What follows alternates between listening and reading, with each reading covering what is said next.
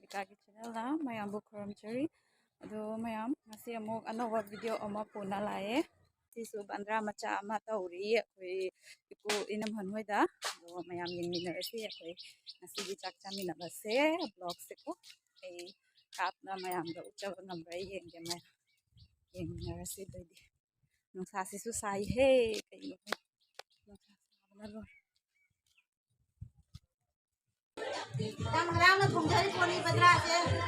Bây giờ bữa anh ngào mà tung chê.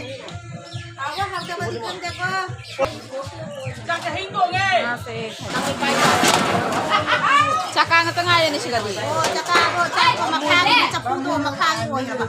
Dan nakada ko. Baloy ni. Pungoy ni. Kasi kano. Ako ko ni ko nga. Wo ka ni ai. Ano na? Hay jang ma thiên kia nữa nè. Jang một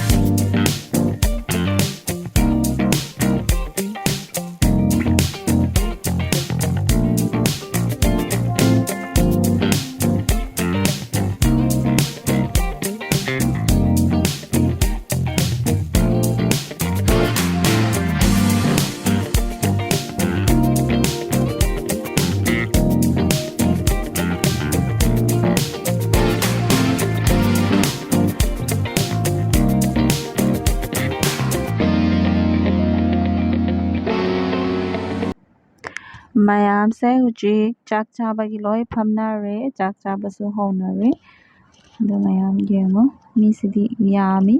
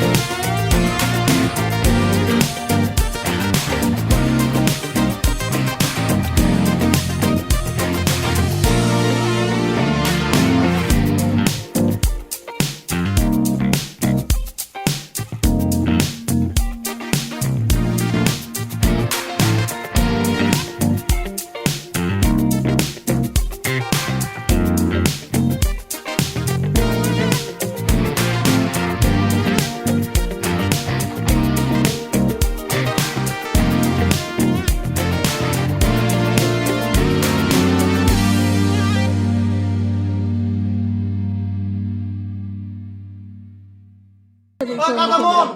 Kamu mau kita kasih lu lagi deh. ah betul le Ay, pulang.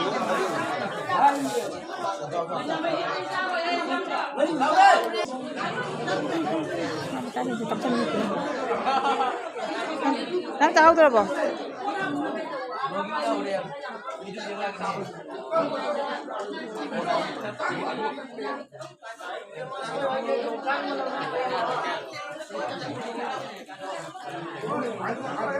Hah?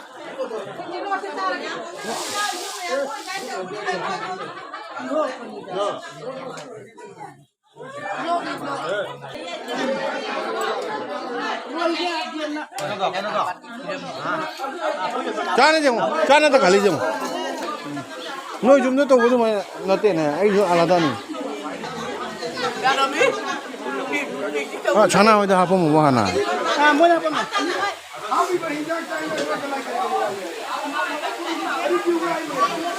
Anguri.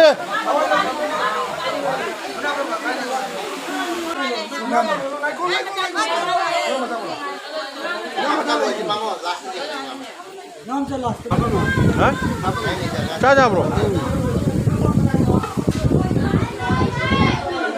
이런 걸로 빨리로.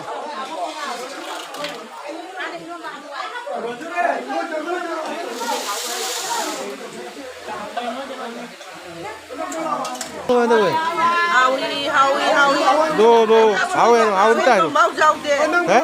xương rồi máu dầu kìa, 이팅 어디? dầu 말랑신이. 가만 잡으러. máu dầu rồi chị. 문 열어.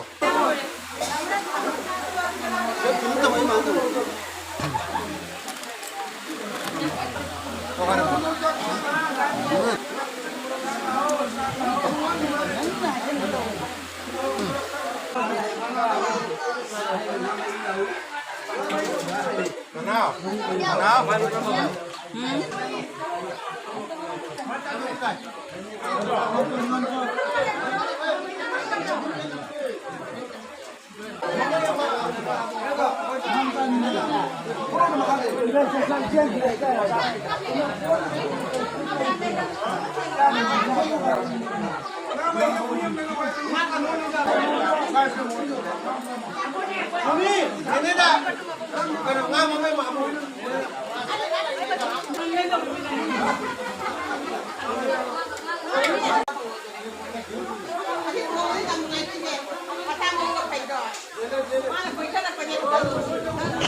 Hello mayam hujik chak chana na loi na re mayam loi hogot na re